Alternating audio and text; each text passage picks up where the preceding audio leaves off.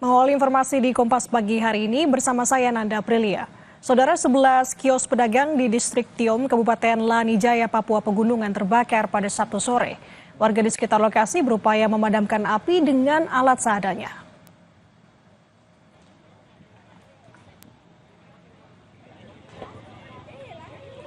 Kencangnya angin dan lapak kios yang terbuat dari kayu membuat api semakin membesar dan merembet ke kios lainnya.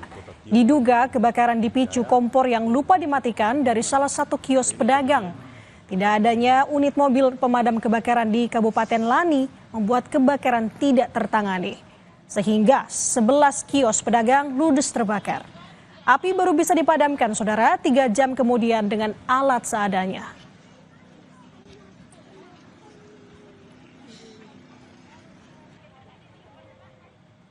Puting beliung menerjang Desa Batangan, Bangkalan, Jawa Timur pada Sabtu sore. Kencangnya terjangan angin mengakibatkan sejumlah rumah dan pertokoan rusak.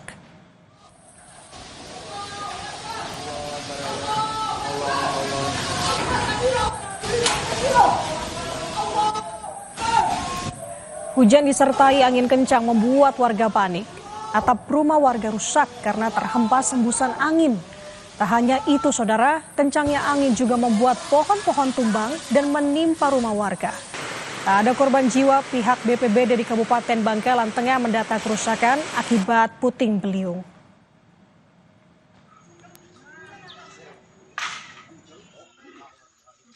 Mengakibatkan banyak pohon yang tumbang dan juga merusak rumah. Ada beberapa rumah yang sangat parah, mungkin ada dua atau 3 rumah yang cukup parah, rumahnya Pak Tajul dan rumahnya Pak Holil ya. Untuk yang lain-lain, teman-teman dari BPBD akan mencoba untuk mengecek malam ini juga sehingga besok mungkin bisa diketahui. Informasi lain, saudara, korban longsor asal Kecamatan Gempol, Kabupaten Cirebon, Jawa Barat, Sabtu malam dimakamkan. Puluhan warga mengiringi pemakaman kedua korban longsor Gunung Kuda ke tempat pemakaman umum atau TPU Desa Cikesal.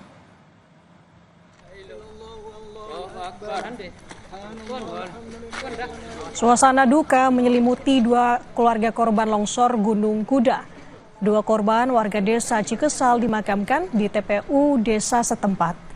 Kata kepala desa, kedua warganya menjadi korban longsor saat keduanya bekerja sebagai kuli batu di Gunung Kuda untuk memenuhi kebutuhan rumah tangganya.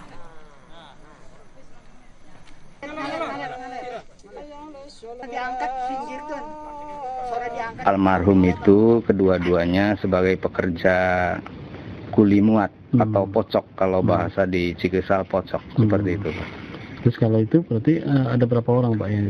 Warga kami ada 2 orang yang meninggal di tempat.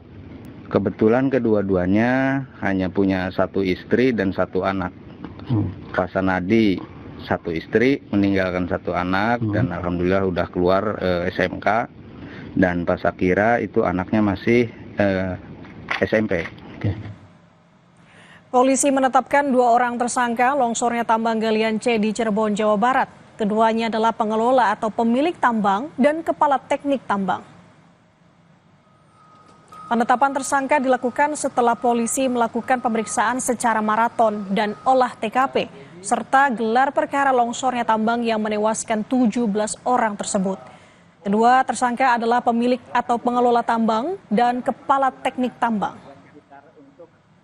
Syahri tadi disampaikan si pemilik tambang pada saat melakukan penambangan tidak menerapkan SOP yang benar.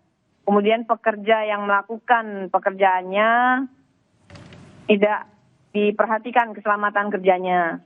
Sudah ditetapkan 2 orang tersangka, Mbak. 2 orang sudah maraton melakukan pemeriksaan, kemudian sudah dilakukan gelar perkara, sehingga tadi malam ini kita tetapkan 2 orang sebagai tersangka, yaitu pengelola tambangnya, pemilik tambangnya, dan kepala teknik tambangnya, Mbak.